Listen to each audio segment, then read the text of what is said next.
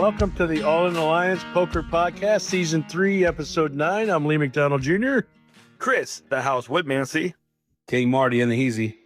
And joining us tonight is Mr. No Way. How you doing, Noe? Good, man. How you guys? Thank you for joining tonight. You're definitely somebody who we've sought out to get for weeks now.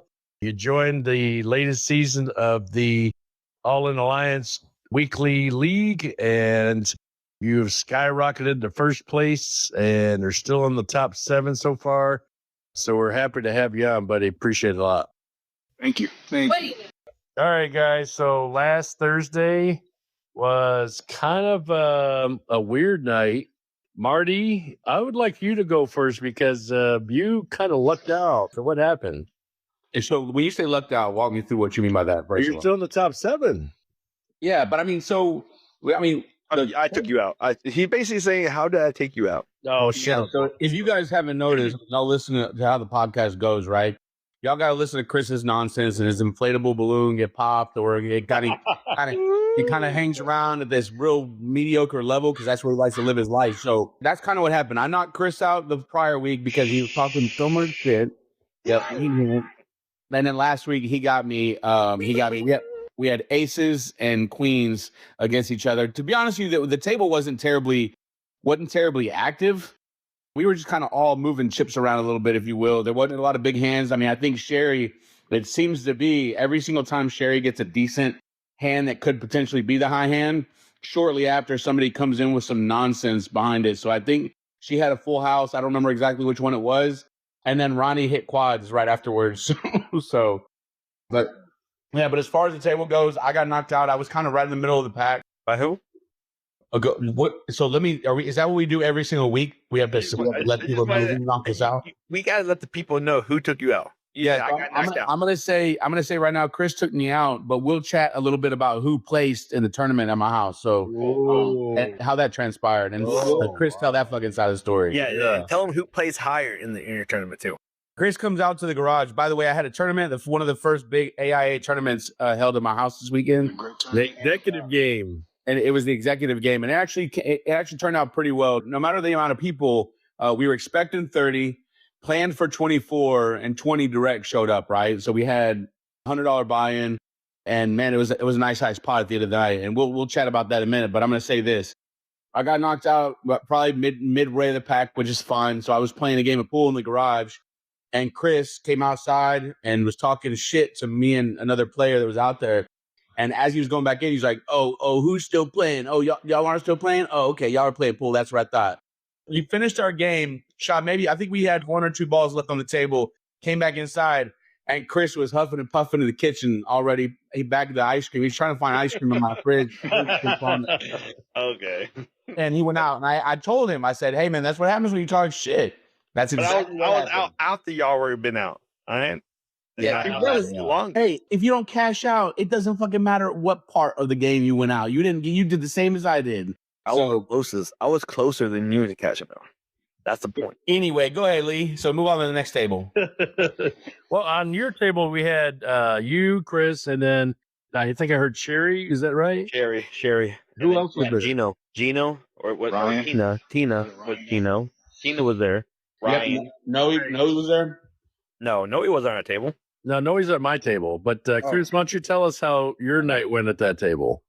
It was okay. So I kid you not, it was a rocky start, and I told Tina 4 hours before the tournament actually started that I have a feeling that I'm going to be the first one out, and I just felt it. I was going to be the first one out again, and it was just weird because the night wasn't rolling for me. And then I get pocket 8s, and then I called a 25K raise pre-flop. I called it, and then I flopped another 8 on the board. And then I have trips. I'm low stack at the table.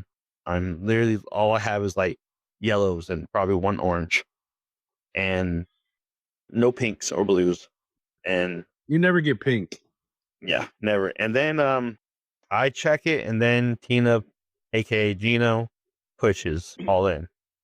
And I sat in the tank. Marty was there. I sat in the tank for like 10 minutes, probably. Felt like 10 minutes. Damn, on trip 8s? And because there were 2 spades on the board, 2 spades, and she could be chasing a flush draw, and with my luck, she's gonna hit a flush draw. She's gonna hit her flush draw with my luck. And I was telling Tina, I'm like, you have a flush draw, huh? You have a flush draw. And she's like, oh, I don't know. I don't know. I'm like, you have a fucking flush draw.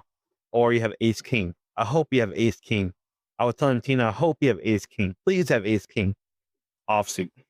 And after a while, I freaking called her all in. She had pocket kings to my set. And I win.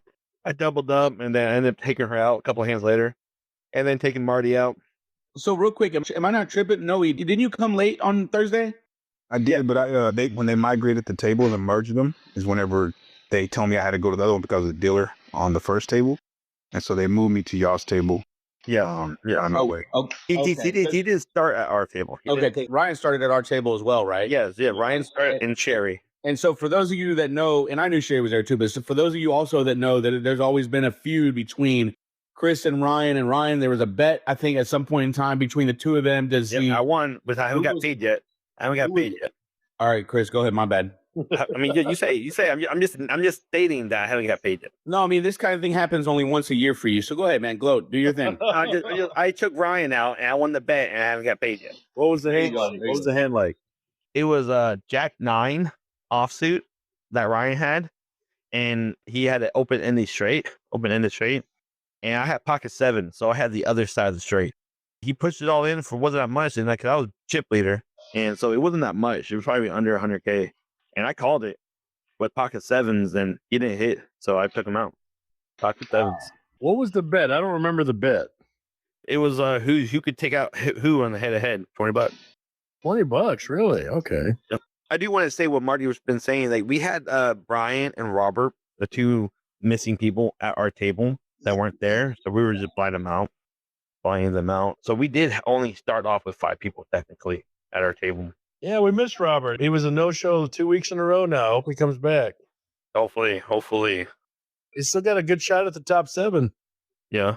You were at your table. You got swapped. You got swapped from the dungeon to the front. I got swapped from the bitch table. We sat down. I said, son, whatever you do, don't use it on yourself. Use it on somebody else. Because I said, well, if you use it on yourself, it's a curse. And so he used it. He said, how about I use it on you? I was like, oh, yeah, I guess. Yeah, that'd be fine. And then I said, you and I could sit together. And so we sat down on opposite ends and we pretty much ran the table. Mm-hmm. So we did pretty good. I caught a shit ton of cards early. So I bet pretty aggressive and I was doing really good. Peyton wasn't in a lot of hands. And sadly, unfortunately, because he used the swap a seat, he kept the curse alive because he was, I think, second out or third out? Fifth out. Fifth out. So he was out pretty early and was pretty disappointed. And he was a 5th out. He the person who took out Peyton was, I want to say Carrie, because we had Carrie, we had Noe, we had Andy, we had Michael, we had Will, and then me and Peyton at our table. That was table 1. And then you guys were at table 2. And I want to say it was either Carrie or I don't think it was Will. It may have been Will. Noe, do you remember who? No. Yeah, I got Will. Will took out Will. Okay, Will took out Peyton. Hey, Will's tightened his game up quite a bit the last few weeks. Yeah. Will took out Peyton. Peyton was worth 5 points that night. Wow, how come? Because he had a bounty reward, so he made himself the bounty, and then he also withdrawn the bounty. Wow, holy fuck! So he would double, and Peyton was in the top 7. So that's yeah, that's great. You get points for that now. So he got a point for being in the top 7, 2 bounties, and then the soul. Damn, what did Will take? Like 20 points? Will took 27. Damn, and he wasn't. I mean, I think I can't. Will made top 5. Will made top 5. He did. Okay, he made top 5. And I think I survived. I did not get eliminated. No, you survived, didn't you? No, he didn't. He got eliminated by Tsunami. Oh, fuck. So, no, you got moved from our table. Is that right? Sorry, yeah, I got moved. I was doing okay, but then I got moved because they need somebody to go to Chris's table. Yeah, that's right.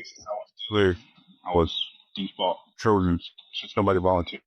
Yes, the one to volunteer is left of the dealer. Yes. Yeah. And then Sue took you out. Yeah, aka Chris Saunders, aka Chris Saunders. Oh, that's right. Chris Saunders and played. And then we all Ronnie knew was final aka table. Chris Saunders. I wish I knew what happened at table 3. Nobody was in there. Well, Chris you told know- me about it. Chris told me about it.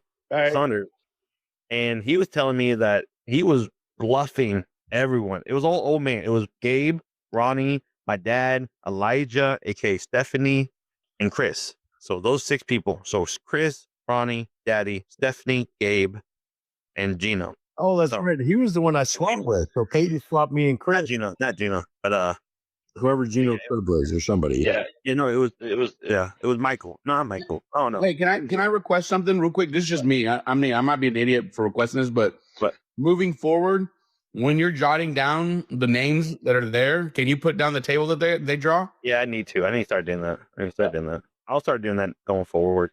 But anyway, Chris is telling me that since I believe this is and maybe y'all have the same concept.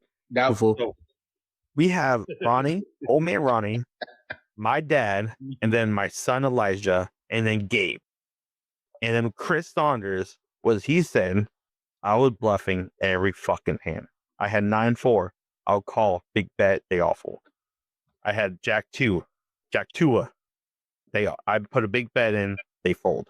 Chris said I was bluffing my ass off at that table. They were all folding.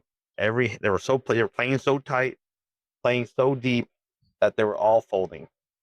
Chris is probably like, well, damn, now you're telling my secrets. So now he's going to try to bluff again. Never going to call him on them. He's fucking bullying the D&D group, guys. It's fucked up. Oh, my God. It's messed up. So he dominated that table. Did he eliminate anybody? But yeah, Chris said that it was the easiest table he had played at in a long time. And yeah, I mean, you gotta understand that you come on, guys. Ronnie and my dad, other than Wildman Ronnie, but you gotta admit, those are the most conservative players at the table. So you make one outrageous bet, they're folding. I heard Ronnie was knocking people out left and right, though. No, not this week. Not this week. Oh, my bad. I mean, yeah, the week prior, last week, like the week prior, yes, he was. But last week, he was playing tight. Because he ended up coming to our table. Wildman Ronnie? Mm-hmm. Yeah, he did. Yeah, he did. He took 4th place, but he only took out one person the whole night. Oh, wow. He took 4? He was top 4? Oh, well. Oh, yeah. He sat next to me. That's right. He was. Yeah. He only took out one person the whole night, and it was Sherry. You know why he was able to beat? You know why he beat Yuli at the end? He was kind of coming up towards the end, just kind of really coasting. He was coasting, is what it was. I don't remember if he didn't have $1 million yet, or he hadn't reached $1 million yet, and then he had that King 9 suited and caught that shit against, I think, Chris Saunders. On the very end, he had a flush draw with a King 9 spade and caught that flush on the very end. Oh, that Yeah, I think I remember that. And that doubled up his money and put him over $1 million. So yeah, Cool. that makes sense. because I saw the hand and I was like, Ronnie, what do you like? I was thinking in my mind, what the fuck are you calling? Like, what are you doing right now? You know, we're at the end of the table. Like, this is kind of a weird call. But again, I'm not at the table. It's his decision to make, right? And so he kind of held off, and then he was like, all right, call it, like he always normally does. So he caught that shit. Yeah. I mean, that's Wildman and Ronnie for you, though. That's why he is who he is, right? So Yeah, so, but I mean, anywho, I'll go over the standards real quick, then we go into table details and table hands, if you have any that we need to talk about. So, first one out was Robert, because he was a no-show. Second one out was Brian with the Y, because he was a no-show. Third one out was a unbelievable person who, in all my years, thought I would never see him out. I mean, I hate the guy. I hate the guy. And I will give him his respect that I couldn't believe that he was the first one out. Michael Irrelevant Benson. wait. Do you want to tell why he went out? Go ahead. Well, I mean, to be honest, I don't know the full story. I know he missed. I know the story. Go ahead, Lee. So basically, Marty. he's in a hand against Andy, and Andy has ducks, which is a pair of 2s, and he's got ace queen of diamonds. And they both raise pre-flop. She calls his raise, and it's them 2 only. She flops a 2, but there's 2 hearts on the board. And so he leads out and bets. She calls his bet. because she's got the trips, but he's trying to hope that there's another heart. Well, the turn comes another heart. He goes all in. She calls him. He turns over 2 diamonds. He says, "Oh, fuck, I thought I had hearts. Oh, fuck." And she ends up winning the hand, knocks him out. She had him covered. So yeah, you were there. You were like, I was there right in the middle of it. He was to my right. She was directly to my left. what did Michael have? Exactly. He had ace queen of diamond. He thought he held heart. He had big slick. He had ace queen. Oh, ace queen. Yeah, big slick is ace queen. Yeah, sorry. I thought you said ace king. Sorry. No, so he has ace queen. What did you guys call my name? Big Dick? What? Oh, hey. Oh, Slick. Oh, Slick. My bad. So he thought he hit like a flush draw, or He thought he hit the nut flush. He had 2 diamonds, but it was heart, heart, heart, and he thought he had hearts. He flipped it with confidence too, and then he realized, You know, he was there. you were there too. Yeah, he went all in. She calls, and he said, "Oh, I've got the nut flush." And then he says, "Oh Okay, my fucking god, no, I don't." So Noe, I seen you're a very observant player. You like to watch people how they treat their hands, stuff like that. yeah. Did Michael at all check his fucking hand on the flops? Like damn the flop, did he not just like gaze at his fucking hand? I mean, I didn't really see him do that because I think he was just kind of watching the table too. But he was definitely keeping an eye on his hands. He had them close to him, so But he wasn't looking at it. Like he wasn't like, okay, hold on, throwing it like over and over. No, yeah, like I checked my hand like probably 4 times during the flop. I do too. I do too. Yeah, but we also know the difference between heart and diamond too. So that's that too. Yeah. He didn't have his glasses on, I guess. Yeah, and I hate that for him because that was a turning point for him too in terms of Yeah. Yeah, it must have been Camilla was in the room and she distracted him. And he was a bubble. He was not the bubble, but he was literally underneath the bubble. Yeah, he was. He could have been more close to the top 7. Tell Camilla to stop flashing him, and then he'll do better. Hey, right? I need to. So Michael was technically the first person out of last Thursday event. And then next runner up is Gabe, then Gino with sub by Tina, then your son Peyton in top 5. 14th place, Stephanie. 13th place, Sherry. 12th place, Carrie. 11th place. What? No, we were talking about the order in which we went out on. Yeah, I'm telling you now. Oh, okay, my bad. Go ahead. 12th place, Gary. 11th place is King Marty. 10th place, Ryan. 9th place, my dad, Daddy. 8th place is No Hey. Oh, All right. 7th place is B. Not Brian with a Y. B. 6th place is Lee. 5th place is Will I Am. 4th place is Wildman Ronnie. 3rd place is Andyland. 2nd place is Tsunami. And 1st place is your host with the most, Chris with Nancy. how many first places that for you this season? 3. 3. Mm-hmm. How many out first have you had? 2? 3. 1. 3. 3. Holy shit. No, it's 1. I only have out 1. Hey, who took you out that day? You don't play no more though. Holy shit. Yeah, we went there. Hey, you guys can file if Hey, it was a bittersweet defeat, Marty, because you took me out with aces and I took you out with aces. Yeah, you did. Hey, you guys can file paperwork at suechriswoodmansy.com. But I just want to go over some highlights. High hand was Ronnie with quad queens. Yep. Mm-hmm. Only top 7 people who survived in the top 7 was Noe, Chris, and Lee. Nice. So those 3 people who did not get eliminated at all of the night. Highest points goes to Chris Wimancy. Second runner up was Andyland. It's the second most points. What's nice? Andyland took 27. Wow. 27. Jesus. She won with a 7-2. She took Michael out. Took Carrie out. She took 3 fucking people out. That's hot. Damn. Yeah, and she survived. She survived the night. Yeah, how many 7-2s has everybody had? We only had, see, it's a weird night. We only had 1, 2, 3, 7-2 wins. Last week we had like 7. Was that one of those? What? Was Andy one of those? Yes, Andy was one. Brian, what's our B? It's our B and then Carrie. That's it. B, Carrie, and Andy. That's it. Oh, our Do you top. see how easy that is? No. You see how easy it is when you say B? Everybody knows what you're talking about. Okay, yeah, not Brian with a Y though. So our top 7 is made up of Chris, Ryan, Noe, Lee, Will, Marty, and Peyton. Are you talking about currently? Yes. Yeah. Currently. So all 4 of us are on the top 7 right now. Yeah, but look at the potential of this coming up Thursday. Look at that. Like, look at what could happen. Yeah, So I was looking at that. got 122, so he's the cutoff man. Stu, who's directly behind him, is only 1 point below that. And B is 5 points below. Yes. Jesse is 6 points below. Gino's also 6 points. Especially Gino. Gino's scary. With only 6 points trailing. Yeah. 6 points trailing. That's scary. Terry is 10 points trailing, and Andy is 12 points trailing, and Michael is 13, Sherry 14, and then Gabe and Robert are at 101, 100. So they're about 21, 22. I think Gabe can start. I won't know. Gabe can make one of those amazing nights happen. He's won a tournament. He's won a season before, so we know he's capable, and it depends on if Robert shows up.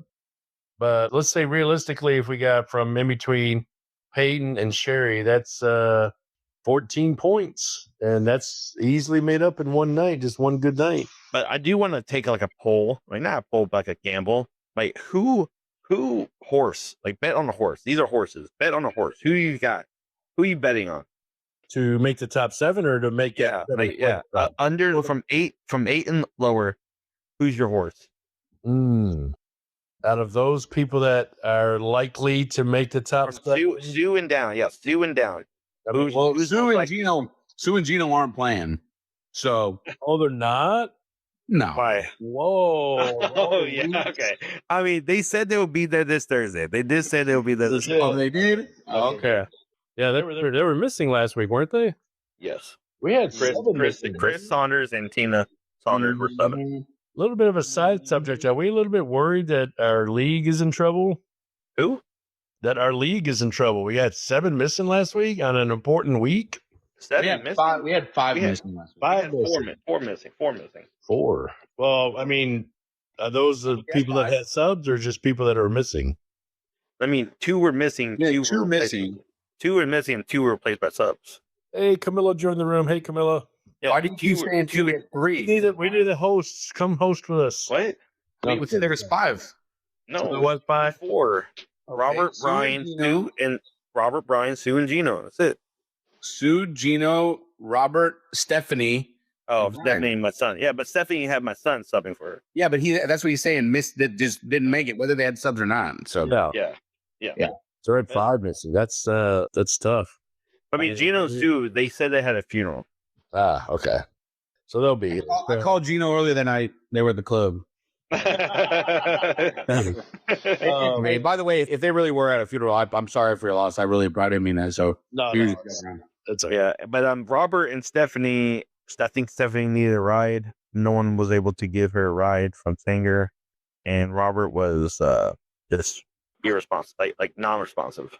He's had some issues, but we'll hopefully he'll be back next Thursday.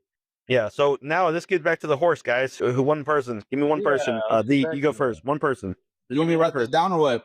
Yeah, just one person though. One person each of 3 people here on the podcast. One person each. Go. You can't duplicate. You can't duplicate. So once that person is taken, is to choose the next one. Yeah, I'm actually gonna say Carrie. Oh fuck! What? Whoa! Why? You said to have a good week, right? That's true. Okay, let me ask y'all this. I don't know if y'all understand how the fuck this voting thing works, but when you say, "Hey, pick somebody you think whoever," I answer, and y'all, what, who, what? They're just like he's so far off. He's so far down. You said out of this after 8, Right? I'm not saying your pick is wrong. I'm just saying it's very absurd. Oh, I think I'm winning in the standings in the Porcelain corner. So I'd be happy if Marty picked me. So you think Carrie is going to win the most points out of our picks? No, you said who has the best chance to make it to the cutoff. Yes. So you think Carrie had the best chance? That's not what you said. You asked me who I thought. Yes, I know. I'm just saying you think Carrie has the best chance to make the cutoff. Yeah. Okay. Tell me why. Explain. Go ahead with your picks. Defend it. I don't need to. You do. I agree with Marty. He can pick who he wants. Noe, who would you think in that mix there is going to make that 7th spot? Looking at it, I kind of think I'm leaning toward B. Really? Not Brian with a Y, right? No, B as in Buzz B. Okay. Buzz. Just want to make sure. Buzz. That's a good pick. I like that pick. Yeah, That me. was my next pick, by the way. He's also won one of these tournaments, one of these leagues before, so he's a former champion as well. Wonder who his partner. But Marty, who do you got? I picked Carrie. You're Oh, that's you already picked Harry. Chris, damn. you Lee, go does you? This is my little thing. Lee, you do Oh that. God! All right. No, you don't want to hurt So someone's feelings. I can't pick Peyton because he's already in the top 7. So he said 8th or less. Peyton is not in the. Oh yeah, he is a cut. Damn. He's a cut. He's a cut. Yeah, he's a cut. You can't pick 8th or less. Oh, Yeah, shit. 8 or less. Hold on. Yeah. Okay, go again. Let's see. Hey, what do you say, Marty? What the fuck was that? Look, just fucking with Lee. Oh. All right. God damn, this is tough. Oh my God, this ain't the personal corner. It is the porcelain corner. Who's the sub? Who's the sub? No one. It's not the fucking porcelain corner. Just picking me. Fuck. I did You know not what? plan for this. I did not think this would be. Nobody didn't see this coming, but I'm going to pick Andy because I'm her DD, and all she does is talk about on the way home. God, I played like shit. I'm not going to make the final 7. I'm not going to make it. I'm going to quit and this and that. And nobody picks me, but you know what? I'm going to pick Andy because she kicked ass last week. It's 27 points is a hell of a lot. If she does that again this week, she's in. Well, you're definitely that's wrong pick. Okay, so we're gonna get that out of the way. Okay, all right, moving on. Chris. I know what I want to say B. Oh no, wait, B's taken. Oh wait, B's taken. No, It's on B. no, B taken. B taken. B took him. So I'm gonna go with my second guess is Daddy. Daddy. Gotcha. Yeah, I saw that. Fucking ass kiss. I want to be. I want to be though. I want to be the first, but Nobody saw every time I want to I'm be. surprised nobody picked Gino or Sue. I bet you it's. I believe. I just for some reason I want to pick Zeno, but for some reason I feel like he's gonna play aggressive for some reason. Really? See? This is what I'm saying. Like when you're at the when you're picking horses over at the track, right? And there's always that moment, that feeling, and you're like, man, I like that guy's banner, I like his hair to the side, or whatever the fuck reason the jockey is. He wears my favorite color today. That's like sometimes those are the reasons why you pick winning numbers and it works out that way. I mean, the stats, don't get me wrong, the stats are the stats for a reason, right? And you know, Wildberry fucking 12 has been winning the last 12 derbies in a row. But on that Tuesday, you and Dick Shed 13 are wearing the same salmon color shirt, Chris. And so that's what I'm talking about. Yeah. You're like, I'm putting my mortgage on this fucking guy because he's wearing the same shirt as me. Fuck it. Yeah, exactly. So I didn't feel good about Gino. I want Gino, and I hope he does good. You want Gino? I hope he does good Thursday, but for some reason, I just think B or Jesse was going to get it. I will tell you this. I think this final week is going to be one of the toughest weeks that we've had. Last week, people were, I mean, it took what? How long did it take? Well, after the first break before we had our first out, right? Yeah, I think. Yeah, people were holding on for dear life, man. So It's getting intense now. This last week, I think you're right, Marty. Is going to be the most intense. I remember when we've only done one other 10-week tournament or league. And if I remember right, that 10th week was brutal. It was almost as bad as the final 7 table. So I remember you were pins and needles because you were so worried about making the cut. Marty needed a clean night. And he hit it and he forgot and he got in. So No, I got the most points I think I'd ever gotten in one night. I did. Yeah, and I He told needed every Marty single that point because you were tied for the cut. And Yeah, he was if tired. you were for the 1 cut. point less, you were out. He needed a perfect night. And he got it. I remember that night. That was like that was one of our funnest nights we've ever had. In that Yeah, group that was a 10. good night. Hopefully we'll have just as intense night. I mean, it just goes to show, like it just goes to show, like anyone who's in this predicament, who wants to chase it, like Sherry, still has the opportunity to make it. It just goes. It is possible.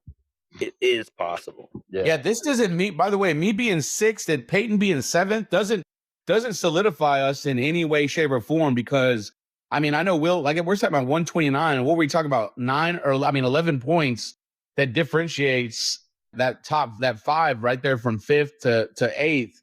And then I mean it's crazy. 12 points and 13 points to the to the 12th place. So, I mean, it can literally be anybody's night on that night. And even if I coast in and like go, all right, I'll just maintain and make it to the top 5, that's 2 spaces away where a Carrie and a Gino or a Michael and a Gino and an Andy and a whoever the hell can just have a great night too. Not win, but point-wise have a great night and just kind of surpass me. So, or get 7-2 wins, bounties. yeah. So these not extra bounties, points, knockouts. every point counts right now at this last week. So So I it's would gonna be a say close one.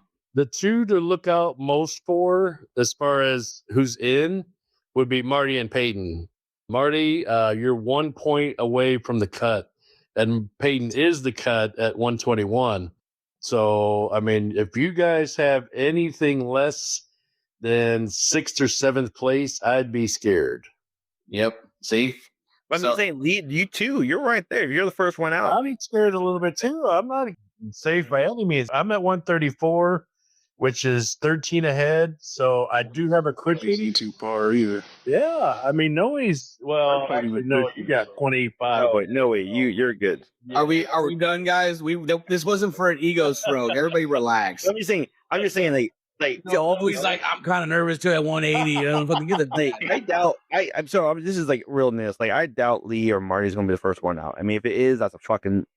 Oh, God, that'd be fun. Needle in the fucking haystack. That's fucking. Me and Marty cannot be out first. Let me saying, if Lee, Will, Marty, or Peyton are the first or are within the top 5 to be out first, top 5, then holy shit, Yeah, hold your fucking brakes. yeah, It's gonna be a fucking night. yeah. Shut up. It can happen. Even when I joined the league, I joined and I was put in 12th place. That's a Yeah, fucking that- accomplishment in and of itself, dude. Yeah, 1 week I jumped to 7th, and then another week I jumped to 3rd. You know what I mean? So I literally just jumped spots in a week. So it's possible something crazy is going to happen this week. It really is. But that's a like- an accomplishment. That you gave everybody a 3-week head start, and you joined, and then within like 2 weeks you're in 3rd place or 7th place, and that's great. But I mean, you had a hell of a great. I mean, yeah, Dorothy. He's maintained. What did I just say? I said, stop stroking this guy's ego. He's maintaining it. I mean, he's right, Marty. Like, he's maintaining it, and like he's been placing high. He hasn't been out like top 5. So I mean, he's been doing everything right. Hey, where did you go out last week, Noe? Last week, Last week I went 8. Tables.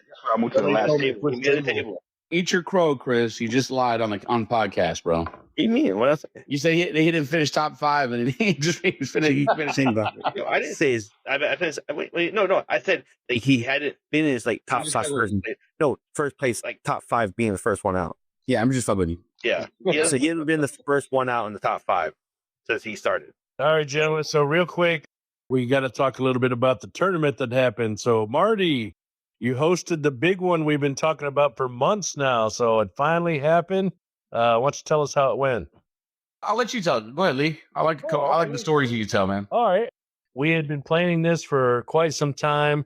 We were going to have it at the Point in Corinth. That kind of fell through. And then so Marty said, oh, the hell with it. I'll have it in my house, which was a great idea because we've had tournaments at your house before and they've all been successful. They were great. And this one was no different. We had 4 tables set up at his house. And they were gorgeous. It was beautiful. Everything fit perfectly.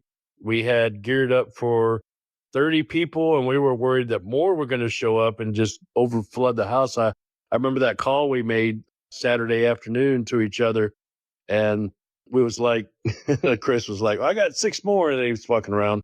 But we expected 30. We were hoping to get more. Turned out to be less because we knew there was going to be some no-shows. It turned out to be 20. So we did still fill up 4 tables. What was it to start? Was there 4 tables of 5, or what did we do? Yeah, so there was one table because people were coming a little bit late. 1 or 2 people showed up late, so it was 5, 5, 5, and 4, and then the last person showed up, and it evened out the tables at 5s. Yeah. So yeah. So to have tables of 5, it was quick. The hands were quick. The blinds felt like they were a long time only because there was only 5 players. But I kind of like that format. The earlier you play, and it just felt like we were not there. I mean, I know that we were there late. I think we didn't actually finish the tournament till 3, but it felt like we were going quick. So I liked the pace. The buy-in was $100 and then $50 for rebuys, which I thought worked out perfectly. There were a few kinks here and there, like the blind structure. So we've got to figure out when we chip up after the first break that we even out the blinds so that the chips and the blinds are in sync. That'll never happen again. I think the reason why I missed it was when we did our first color up, we were on an even spread for the next two blinds, and then in popped to 1200, 1224, and a 16 and whatever it was. So I can't remember exactly, but we had to get the hundreds back out just to make sure that it wasn't a messy. But we all worked through it together at each table, and there was kind of a table captain, if you will, per location. So I did something different that a couple of people commented as far as seat, drawing for your seats. I had these big giant deck of cards that I used just to give Michael a hard time, honestly. But I spread them out, over 30 cards and put them all over the tables randomly. And when you came in, you got a card, you drew for a card. So whatever card matched that spot, king of spades, whatever. And then I did a bottle draw also. I had my wife randomly draw a card and put it underneath the bottles, and I didn't even look at it until everybody was sitting down. So when I turned that card over, whoever was sitting at that card got a free bottle of I think she picked the bullet rye or whatever. So, and then that was kind of cool. But like I said, there's just little things that I do a little differently that I enjoy. That's stuff that I have a good time with. Everybody partook in bringing something. Somebody bought some pulled pork stuff. Thanks, Timothy, for that. And I went and got some food from there. I think Michael brought his shrimp, which I got to give Michael a little bit of props because this fool was talking about this shrimp for like 3 weeks straight. And I was like, what's so special with you going to HEB and getting a fucking shrimp platter? Like, what's the deal? And come to find out, he actually boils the shrimp and coats them in garlic, something or another. Like, there's a whole process. So it wasn't just him going to the store and getting shrimp. The shrimp that he got was homemade cocktail sauce, and it was his own recipe. So kudos for that, man, because that shit went quick. I didn't even get to try one. I ate 12 of those. I ate 12 of them. Yeah, So- you did. So I ate 12 of them in one sitting. They were awesome. So we had some drinks there, and man, like as far as the play, so the payout was nice. I think we had, like I said, top 5 is what we ended up paying out. There were a couple. So from a Beaver standpoint, Beaver is the people. It was an AIA tournament, and Beaver showed his fucking ugly face in my house, and they had a good time. They brought some players, and they ended up placing top 2. So I appreciate all the Beaver players that showed up, and I appreciate that league. Yeah, thank you, Beaver players. Fuck the Beaver. Thank you, Beaver. Beaver. Probably would have been a different turnout if there wasn't any rebuys, because I didn't have to do one rebuy. Yeah, I mean, Beaver Dan did 2 of them. So Beaver Dan. Yeah. So real quick. So the top 2 was Beaver Phil, Beaver Dan, and it was no AIA Noe, AIA Marcia, AIA Jeremiah the Kid, and then that was Sixth place. Who was 6th place? Michael. not relevant. Oh no, it was Chris. It was Chris Saunders, because I staked his ass and I said, just place in the top five. He goes all in after the flop. He had pocket jacks. He had After the pocket flop, you jacks. do that shit before the flop because you let people like Dan get in with 6-9. Well, who called 69 though? There was no race. He fucking limped in. With jacks. If he goes all in with jacks, he at least takes a hand down. It was weird. Yeah. Wait, hold on. Who beat him? Who took him out? Dan, because Dan limped in with 6-9 and everybody limped in though. So there was so many people that was putting the thought. There was like 8 people. And then So I got knocked out at an interesting hand because that was the hand of the night. Dan Set up Dan, because Dan was having a hard time with Jeremiah, believe it or not. And he could not beat him heads up no matter what. Jeremiah has number.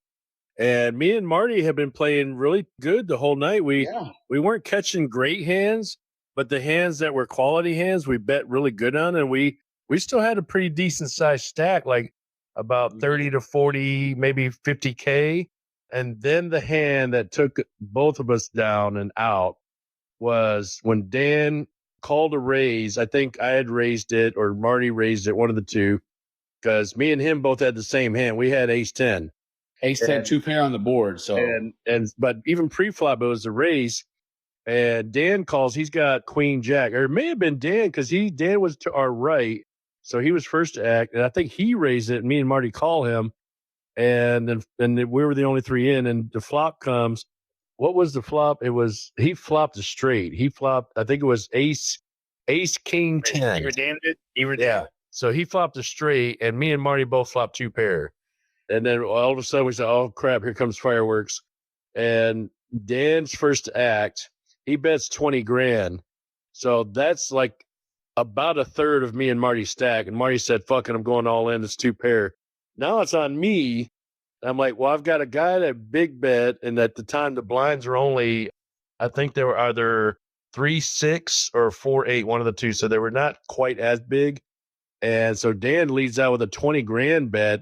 Marty goes all in for like 50K. And I'm like, well, fuck, that's going to put me all in. But I mean, when you got I went all in with 92. Or 92, yeah. You had gotten it up to 92, and mine was probably close to that. And so he goes all in with 92. I don't have 92, but I've got close to it. And I'm like, well, fuck. I mean, Dan leads out in bets, and I got a re-raise all in behind him. I know I flopped 2 pair, but I know I don't. I know I'm not in the lead at that point. So I ended up folding, and I've staked at least a third of my chips in the stack. So I went from around 80 to 90 to about 50, but I fold, and then Dan turns up. He calls us all in. He turns up a straight. Beaver Dan. And so that took Marty out, and Dan had him covered by just a hair.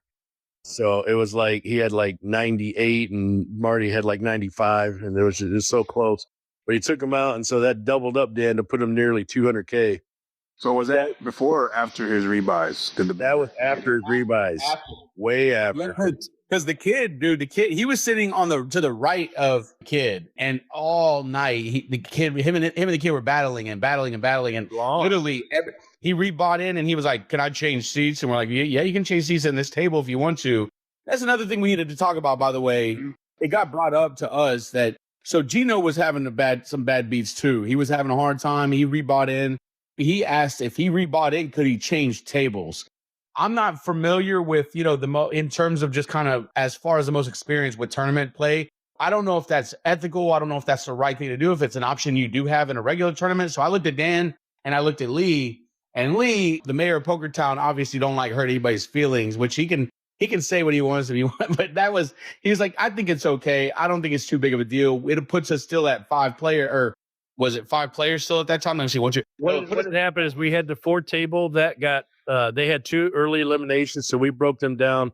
They had 3 players left, and so we put a player on each table, so that went from 5-5-5-5 to 6-6-6.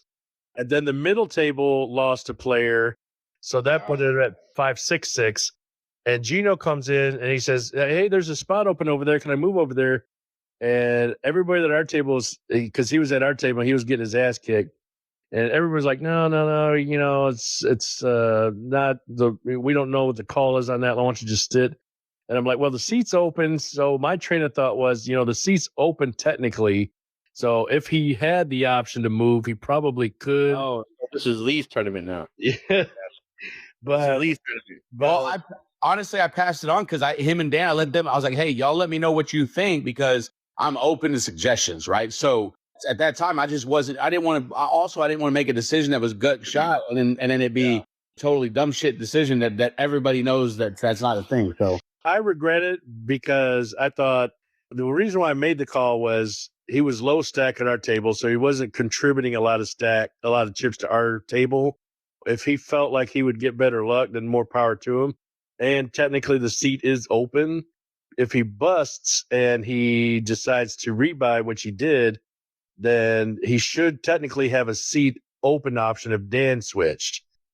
So now I did realize that Dan stayed at the same table, but I thought, well, it's kind of unfair to tell Gino that he can't move if Dan all of a sudden moves. So in my mind, I'm like, well, all right, fuck it. Go ahead and Gino, go ahead and move over. But if he was chip leader, I would have said, no, you contributed chips to the table and you can't just steal our chips and move to the table. But he was low stack. So I thought, you know what? He's having a hard time. He's not having much fun, and he's already rebought twice. Go ahead and move, and hopefully you get better luck over there. And he did for a little bit, but then he busted. Yeah. Go ahead. So I think for the tournament, as far as tournaments go, it was pretty smooth, man. I think everybody had a good time. For those that came, I mean, I think the divvying out the chips was a success. I think the blinds are a success. I would change those couple blind structures so that we can actually color up effectively. That's what I would change. And then, but as far as like people, we had some real quality players there. You know what I'm saying? For the people that showed up, for the people that played, and it was a nice mixture of people. Everybody had a good time. Everybody was talking, and the tables were active. I mean, I'd probably say that our table was pretty intense. You weren't gonna be able to bluff your way into shit. Even if you limped yourself into a good hand, you weren't gonna get red, and you weren't gonna get a lot of money out of our group. So I don't know if that's how everybody else was playing, but you know, the kid, myself, Lee, Dan, and Gino all at one table was a tough table. I mean, you guys had Noe, Phil, Chris, Ryan, Michael at that table, and then the middle table was kind of a mixture as well. So, I'm sorry, Noe, you were in the middle table with Jeremiah Senior. Yeah, I was with Jeremiah. Yeah, I was with Dave, and then I was with Sal and Paul. How were they? How did they play? Paul kind of just played. He seemed to like kind of new to poker. He knew poker, but he was trying to follow the rules how we played it. But so he was kind of just betting. And as far as Jeremiah, I caught right away that he kind of did some bluffing. So I was like, okay, I'm gonna play with that then. But he did pretty good too. It was up and down. The chips were all over the place. And then Sal got out. He asked to rebuy. That was sort of a question I wanted to ask too on rebuys. Do you rebuy right away, or is there like a rule that you have to rebuy right away, or can you wait it out? No, so as long as you rebuy before the time elapses, right? Right. So if you can go out the first hand of the night and go all in, and then wait 2 hours until the time's getting ready to lapse, and then decide you want to rebuy in. So I was thinking of that strategy personally. I was like, man, if I end up getting out, I might just waste some time out, let my mind rested out, and then get back in the game. And I felt like everybody was being asked right away to rebuy, so they would. And then Sal kind of played it smart when he got put out, and then he ended up sitting it out for a minute, and then he kind of waited for about 45 minutes to an hour, I believe, and then he jumped in and rebuy. And I was like, that's a smart move, right? Well, I don't want to take away credit from Sal because that might have been a strategy, but to be honest with you, he didn't rebuy with his own money, so Michael fronted him. So I didn't know. Yeah, so he went out, and then he was sitting around for a little bit, and I don't know if it's because he rode with the other dude or Paul or whatever, but he waited around, and all of a sudden he's like, all right, I'm gonna go ahead and rebuy. Michael's getting me. I don't know if that was by design, but now that I'm thinking about it, that makes fucking sense for you to strategize that way if that's something you decide to do. So I was gonna do that. I wasn't gonna jump in right away. I was like, you know what, I'm gonna just kind of chill out and not get so hyped about getting in and then lose my money right away. So I noticed a couple of players did that where they kind of did rebuys back to back, and then they lost it all. Hey, Marty, what's the time length between the blinds? 25 minutes was what the blinds were set at. If I was to say, because that kind of strategy, like let's say if somebody loses within 10 minutes and then they say, well, I'm going to wait 2 hours and wait for like half the tournament to leave. To avoid that, you should say, all right, you can get a 25-minute stretch, but that's it. It has to be the same length as the blind. So that we went to encourage that. Well, no, because you don't want somebody to come in that goes out for the first 10, 15 minutes, wait 2 hours for like 5 or 6 eliminations, and then come in and say, well, I don't want to rebuy now, because I mean that's kind of unfair. And that overrides what he says. As long as rebuy is cut off after second break, then his rules overturn. Right, but there's like 10 blinds in between. We didn't get to the second break for like probably till 4 hours. Yeah, Maybe get the first rebuy. He can't add another rule. Yeah, I'm not saying you have to rebuy right away. I'm just saying make it the same length as one blind. So if the blinds are 25 minutes apart, then you can take a 25-minute break and come back in later. I'm not saying you got to buy in right away. So I'm just saying to avoid that guy that says I want to wait 3 or 4 hours and then come back in. But as long as it's like he's still legal because as long as he rebuyed before the rebuy. Yeah. Let me play devil's advocate real quickly. Take this. So you got me, you, Chris, Noe, all at the table, right? We're all sitting at the table. I go out the first 20, 30 minutes. I go out the first blind or whatever. I go all in. I wait a little bit. You guys continue to pass chips around and build your stacks, here and there. We make some adjustments to a table. After the first break, I decide I'm going to wait till the last break.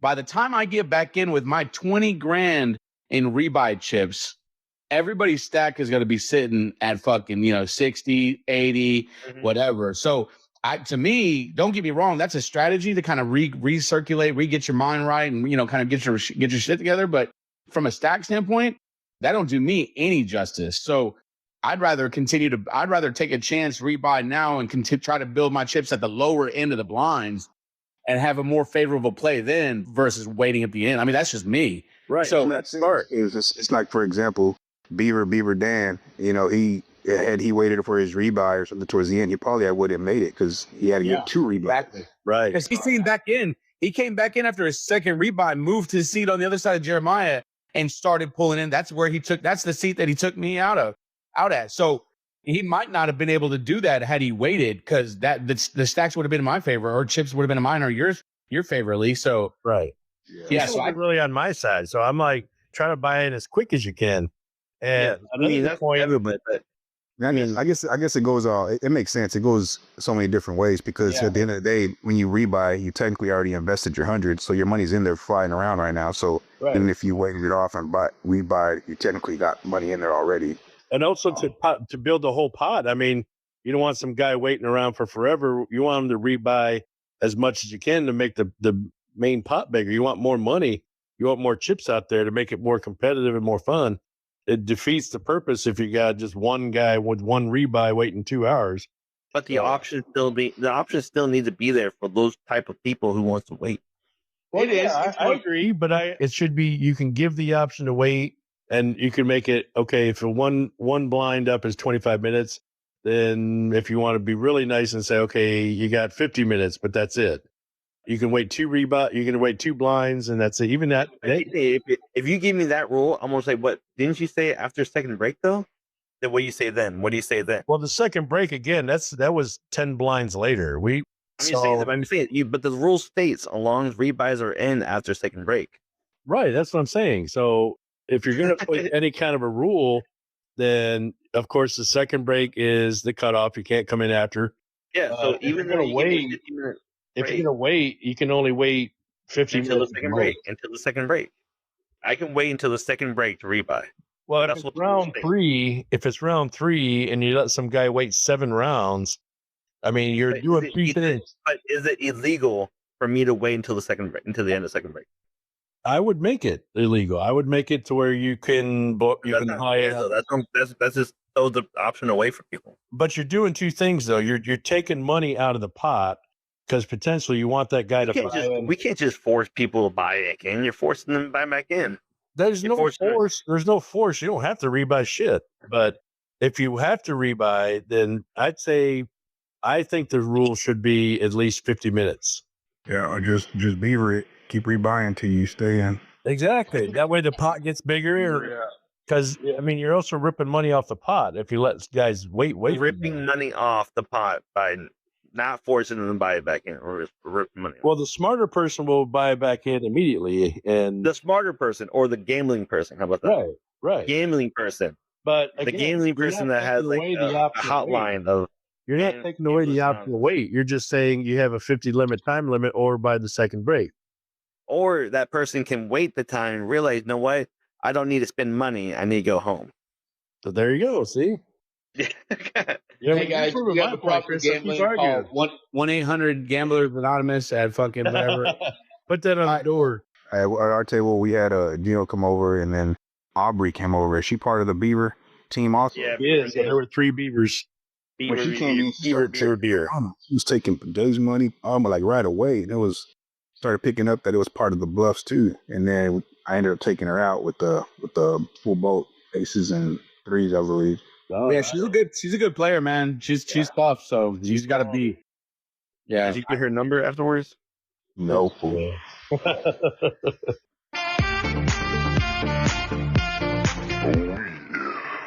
Welcome to the probe. Today's guest is Noe. Nomad. Welcome, Noe, to the probe dungeon. I am your host, Raquis. Hey, just because your voice sounds like that doesn't mean you have to talk slow, bro. Let's fucking go. Yeah, we do gotta hurry up, Chris. All right, fuck y'all. This is my segment. I took forever. This is my segment. I've been waiting here all week to do this.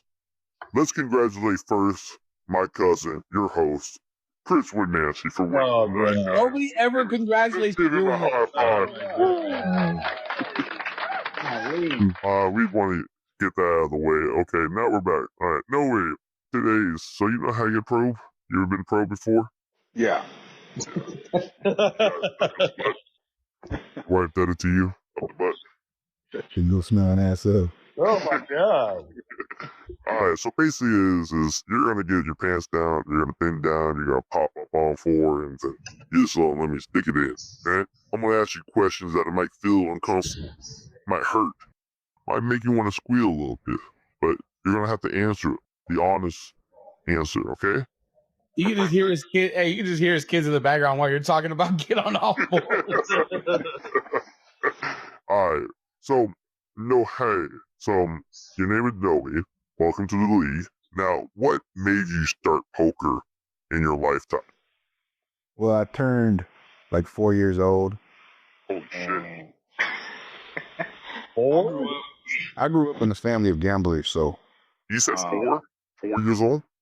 yeah. So like, I mean, I was a youngster. Yeah, I'm kidding with you. When I was 4, I was probably more like 7 or 6 and shit. But anyways, I grew up with a family of gamblers, and we'd always go to my grandma's house. I'd meet up with my cousins and my uncles, and they'd be playing dominoes, gambling money, or we'd be playing dice. Loteria. Loteria on the other side of the family, yep.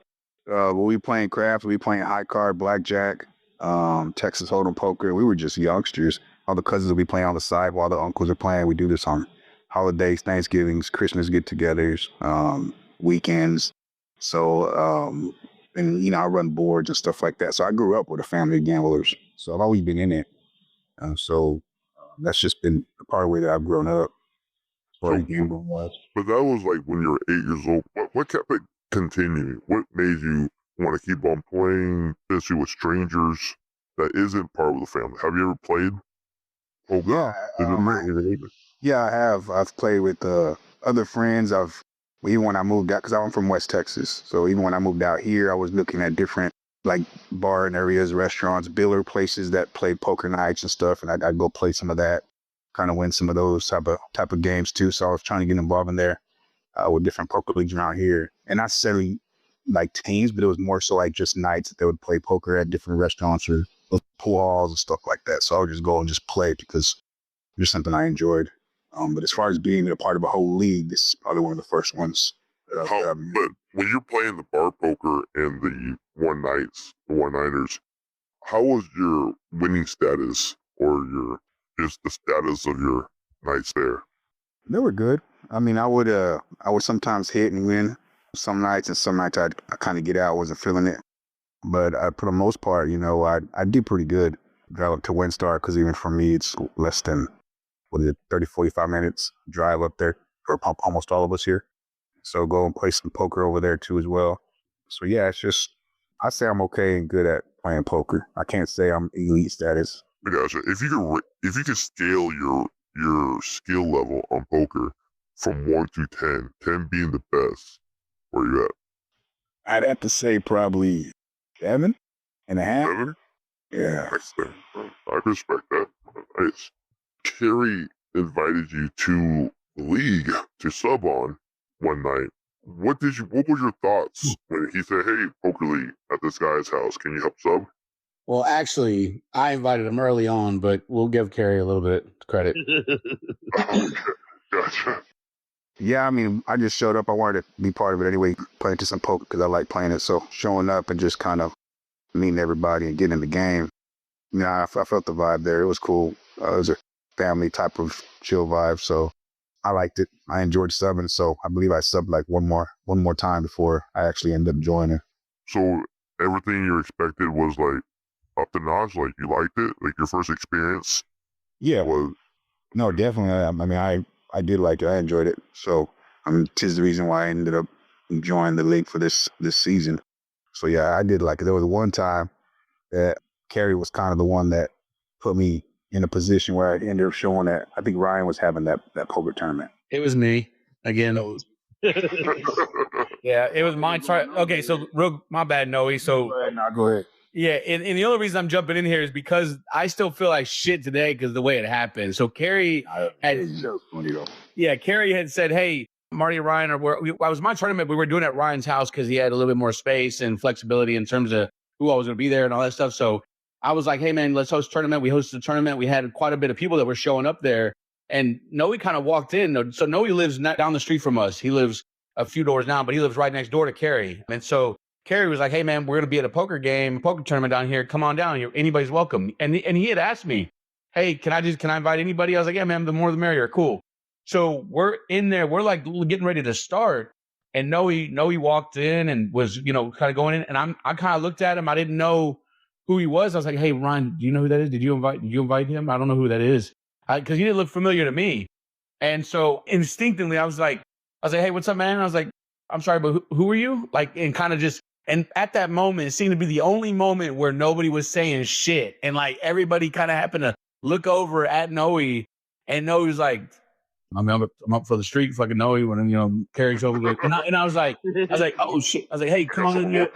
And he ended up playing, but it was kind of a dick move of me, but also Carrie didn't fucking give nobody a heads up or anything. He just had this dude show up at some random people's house without saying shit to anybody. I mean, he played. I think you did. I don't know if you cashed out that night or not, but man, once I met Noe, like I knew, I was like, this is a good dude right here, man. We wait, Marty, you're saying that night that Chris and Lee took first and second? No, different night, bro. Oh, different night. Okay, Yeah. Gotcha. Okay. Nice try, bro. Nice try. Yeah, I just wanted to show you. That would have been like a serendipitous moment. We could have met Noe for the first time that night. So no, but I actually think Lee and them weren't invited that night. I don't think they could make it though. So Noe, do you remember that night that? I mean, Marty, did you invite Noe to the poker night that me and Lee, like Chris and Lee, took first and second? Yeah. So Noe's been invited to from that point on. Noe's been invited to every poker that we've had. I think actually he was out of town. Him and his family were out of town. Gotcha. Okay. Well, it would have been funny to meet you and just have a good experience with you, Noe. So, anyhow, well, small world. So, how did you come to meet Carrie first, then Marty, or was it Marty first, then Carrie? Well, I met Carrie first, because I literally lived right next to him. So when I bought the house, so you just mowing the grass one day and just like, hey, what's up? My name's Carrie. Yeah, pretty much. Yeah, pretty much. So he's like, hey, what's up? I'm the neighbor, Carrie. Hey, what's up? Noe, whatever. We chopped it up, and Marty, he ended up meeting. I guess Carrie and Marty knew each other from previously. Marty, he kind of hosted a little cool Halloween stuff in his front yard and shit, and so that's pretty much history there, man. Just meeting up with them. How long you been friends with Marty or Carrie? I moved here, this house, 21 of April. 4 years? 4 years? Yeah. 4 years. Well, so your experience in the league since you joined, how is it so far? Is everything you're gonna come back for next season? Yeah, I mean, I'm ready to start the next season. So, wow. I'm pretty stoked for it. Are you saying that you are officially an AIA member? Yeah, here I am. Mm-hmm. Now, in your history of playing poker with your family and bar poker and other events, how does it compare those nights to the Thursday night? I mean, of course, because being at this one, then a weekly tournament, you're more comfortable as each game plays. And I mean, you build relationships with those that are in it. So I say this one, I'm a lot more pulled in and comfortable. And as far as being family and friends. So the relationships are cool. The people are cool. So I'm pretty comfortable as far as playing to Chris's house. As you should. That's Chris' main focus, to make sure this home feels like home to anyone. So that's awesome. Now let's get into the dirty. Now, what player intimidates you, or you just play a little bit tighter when playing against? When playing against let's see, which player intimidates me? Not intimidated, but what do you play? You play on more defense. I don't know. I'm trying to think who would run through my head. I know when I played with Robert, I was trying to, because he likes to jump around, talk a lot. Yep, the magician. The magician. Kind of chill out, chill pill, Robert, but I don't know. I think, I really can't think of a name. I'm going through all the names in my head right now. I got you. That's all good. Who's your funnest player to play with? If you see him at your table, man, it's going to be a good night. Or just, I like playing against him. Oh, shit. There's actually a few, I'll be honest. Okay, say it. Well, Marty's one, Chris is one, Andy, she's fun to play with whenever at the table. Will, he's hilarious. So they're just man. I'll be honest, sitting at the table playing, it's gonna make a good night. So I like how you name everyone except for Carrie.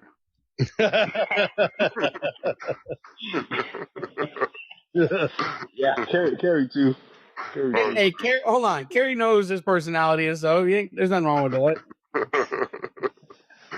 Love you, Carrie. If you can make 8 the top 7 people to play with, who will be? I'd probably do. You mean just in general with the AIA, or you mean like with the Beaver Leagues too? You can add the Beaver League too. Go ahead. I'll be honest. I try to put all the Beavers in there. I want to see how many I can take out. Like whack-a-mole. I love that Beaver priority on the setback. I like it. That's good stuff. That's cool. That's cool. Okay, without the Beaver League, if you had to sit, if you had to pick 6 other players to sit at the final table with, who would it be? I'd say Chris, because it kind of feels good taking them out. Oh, I'll follow it, man. Yeah. That's a big move. Did he win? I know. Fuck Chris. Did he win? Did he win Thursday? I'd say Chris. I'd say Ryan. Just so I could, take both of them out. That'd be a compliments there. Lee, because he's fun to play with. Marty, he's definitely a blast. And I'd put Carrie on there. What is that? 1, 2, 3. That's 5. One more. Are you just saying Carrie because you're afraid of him? I'm definitely not afraid of him. Definitely not afraid of him. But I feel like I could probably take Carrie out. So. Oh, so wait. You're only picking these players because they're easy in your eyes. No, I gave you the reason behind each one. You're easy. oh. I love it. But One more. I think one more. One more. Honestly, man, I'd probably say Will. I like Will, man. Yeah, Will. Will I am? There you go. Well, I am. That's a good player. That's good. He might be in the top 7.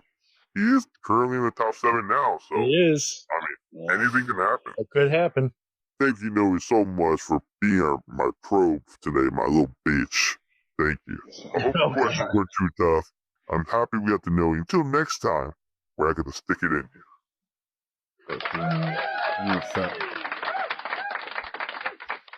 All right, guys. Hey, so this is the segment of this portion of our podcast. It's called the Porcelain Corner. It's kind of where we get together and all of us talk a little shit, right?